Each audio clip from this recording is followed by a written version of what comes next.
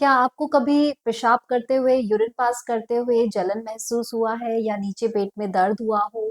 या बार-बार आपको यूरिन जाने के लिए महसूस होता है और आप यूरिन को कंट्रोल ही नहीं कर पाते? तो यह यूरिन इन्फेक्शन के सिम्पटम्स हैं।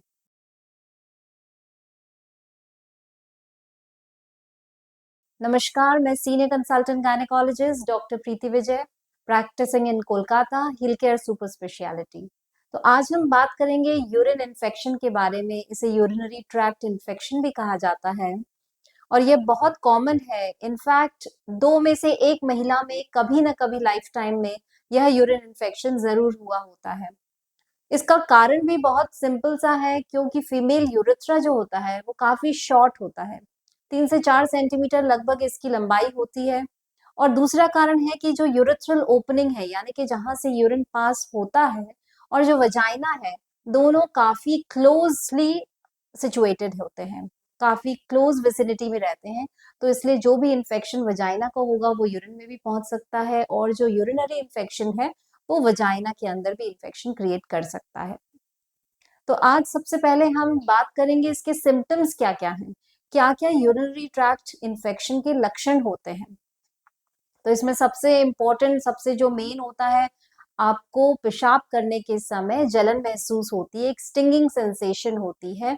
पेशाब आपको बार-बार जाना पड़ सकता है, आपके नीचे के पेट में दर्द हो सकता है, कई बारी यूरिन के अंदर ब्लड भी आ सकता है, पिंकिश यूरिन निकल सकता है, फीवर भी हो सकता है, ठंड लग सकती है या उल्टी होने का मन हो सकता है या सच में उल्टी ही हो जाती है। कई बारी आप यूरिन को होल्ड भी नहीं कर पाते हैं और बाथरूम जाने से पहले ही यूरिन निकल जाता है, यानी इतना अर्जेंसी होती है। बाथरूम में बैठने के बाद यूरिन पास करने के बाद भी आपको यह फीलिंग होती रहती है कि और यूरिन पास करना है। बार-बार आपको यूरिन जाने की इच्छा होती है। तो यह तो कुछ इंपॉर्टेंट सिम्पटम्स हुए, लक्षण हुए यूरिनरी ट्रैक्ट इन्फेक्शन से जुड़े हुए। अब हम बात करते हैं यूरिनरी ट्रैक्ट इन्फेक्शन के कारणों के बारे में। क्या कारण होते हैं यूरिनरी ट्रैक्ट इन्फेक्शन होने के? सबसे इम्पोर्टेंट कारण तो है सेक्सुअल एक्टिविटी। सेक्सुअल एक्टिविटी के कारण यूरिन इन्फेक्शन बहुत ही कॉमन होता है। इसके अलावा अगर फ्लूइड इनटेक, वाटर इनटेक अगर आपने कम किया है, पेशाब को रोक कर रखा हुआ है, तो वह भी एक कारण है आपका यूरिन इन्फेक्शन के लिए।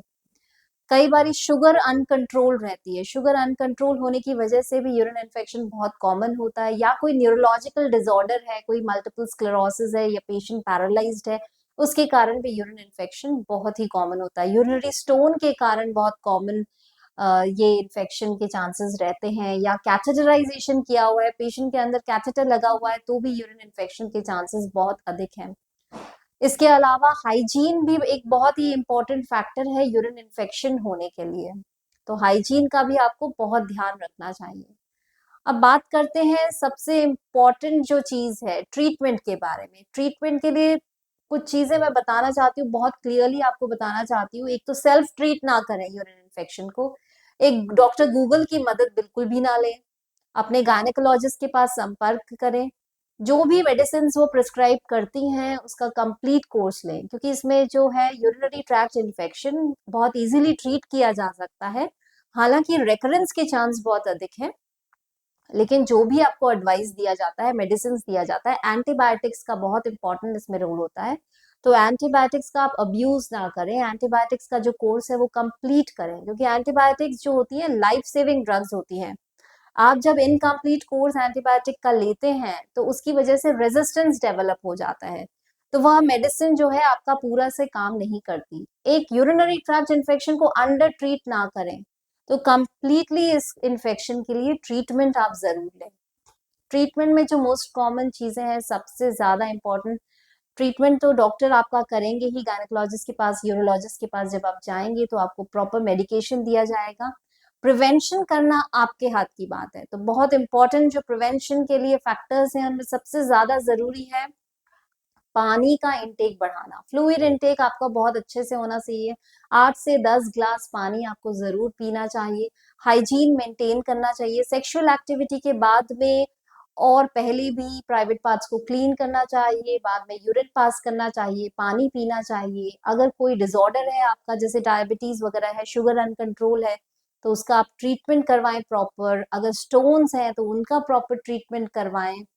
इसके अलावा आपको कोई भी ऐसे जो केमिकल प्रोडक्ट्स हैं जैसे इंटीमेट वॉश हैं या कॉन्डोम्स जो स्पर्मिसाइडल जेली वगैरह रहती है या कोई डिओड्रेंट स्प्रेज होते हैं, उन चीजों को आपको यूज नहीं करना चाहिए।